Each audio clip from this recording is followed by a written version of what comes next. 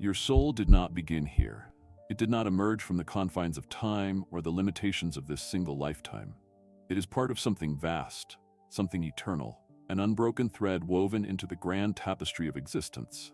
What you call yourself is but a single expression of an infinite intelligence, a spark from a greater fire, a ripple in an endless ocean.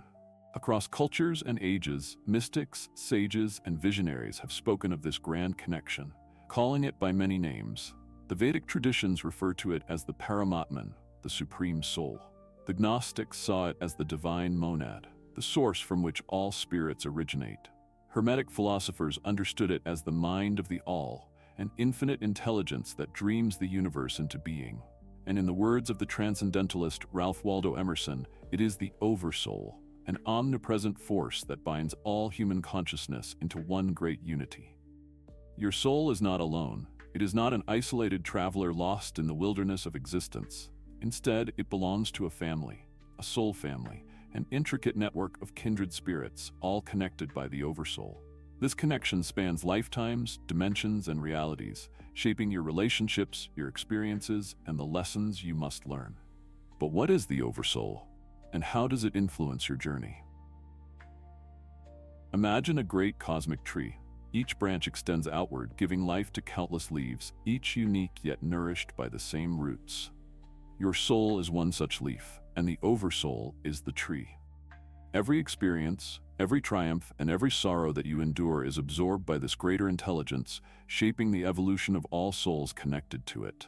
Just as a river carves its way through mountains, shaping the land over eons, so too does the Oversoul mold and refine each individual soul.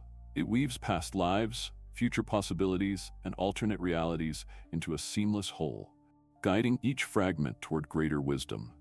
Ancient wisdom teaches us that the Oversoul does not simply observe, it participates. It orchestrates encounters, aligns destinies, and crafts experiences that challenge and uplift us. The people you meet, the connections you forge, and even the conflicts you face are not random. They are echoes of past agreements, reflections of deeper lessons that must be learned. Your soul family is not necessarily the one you were born into. It is a group of spirits who have journeyed together across multiple lifetimes, taking on different roles, exchanging lessons, and pushing each other toward growth. Some may be parents, siblings, or friends in one life, only to return as teachers, rivals, or lovers in another. The form may change, but the connection remains. Mystical traditions teach that before we incarnate, we gather with our soul family to map out our next experience. We choose challenges, forge agreements, and set intentions. In the sacred texts of Sufism, it is said that souls recognize one another before they ever meet in this world. This is why, when you encounter a member of your soul family, there is often an immediate and inexplicable recognition, a feeling of familiarity, a deep resonance that defies logic. Your soul family serves many roles. First, you have the catalysts. These souls challenge you, push you beyond your comfort zone, and force you to confront your deepest fears. They may take the form of adversaries or difficult relationships, but their purpose is to break the chains of stagnation and propel you toward transformation. Second, you have the guides. These are the souls who offer wisdom, insight, and support. They may appear as mentors, protectors, or even strangers who deliver messages at precisely the right moment. Third, you have the mirrors.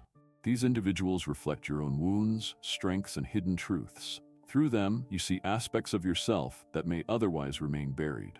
And fourth, you have the kindred. These are the souls who walk beside you with ease and harmony, offering unconditional love, companionship, and understanding. With them, you feel at home. Among soul connections, the twin flame is often the most profound and challenging. Unlike a soulmate who is a complementary companion, a twin flame is your mirror, another half of the same original essence, split across lifetimes to evolve separately before reuniting. When twin flames meet, it is like two pieces of a cosmic puzzle fitting back together. The encounter is electric, undeniable, and often turbulent. It is not a love story in the conventional sense, but a spiritual firestorm, a catalyst for deep transformation. Every unhealed wound, every suppressed emotion, and every unresolved trauma rises to the surface, demanding to be faced. In the Hermetic tradition, this reunion is likened to the sacred alchemical marriage, the merging of opposites, the fusion of the masculine and feminine principles within the self. It is an experience that accelerates spiritual awakening, pushing both individuals toward wholeness and divine realization. But not all twin flames remain together. Some serve only as temporary catalysts, igniting change before parting ways. Others must undergo periods of separation, only to reunite when they are ready. Whether together or apart, the twin flame connection forever alters the course of the soul's evolution. Before descending into the physical realm, each soul creates a blueprint, a soul contract, that outlines the major themes, challenges, and relationships of the upcoming life. This is not fate in the sense of rigid predestination, but rather a flexible path designed for growth and learning.